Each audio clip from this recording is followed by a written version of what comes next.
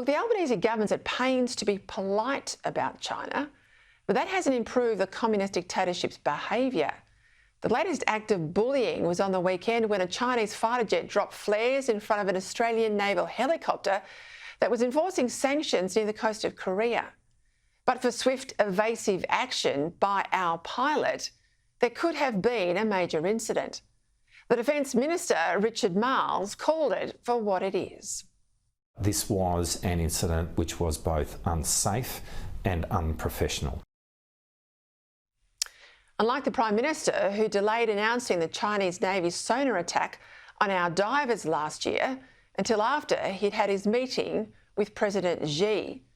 But this shouldn't just be a rebuke of the Chinese government at the level of Defence Minister to Defence Minister, because it's way more serious than that, and it's a repeat offence. I think the Prime Minister needs to pick the phone up, frankly, and speak to the Chinese President, to President Xi, and express our deep concern, because at some stage there's going to be a miscalculation and an Australian Defence Force member is going to lose their life, and that is a tragic circumstance that has to be avoided at all costs. Why has our Prime Minister gone missing here?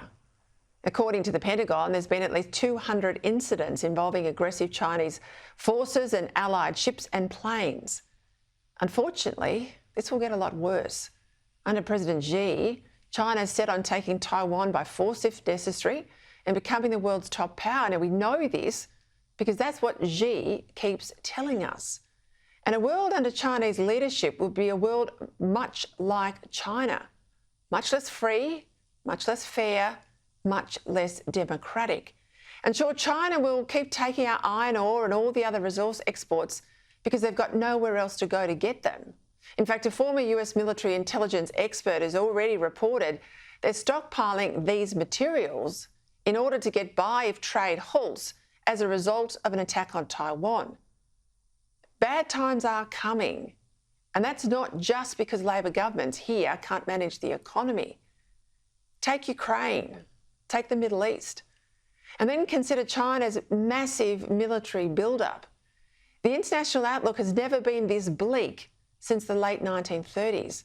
And yet this is the federal government that doesn't seem to take these warnings seriously or give anyone the confidence they can competently manage them.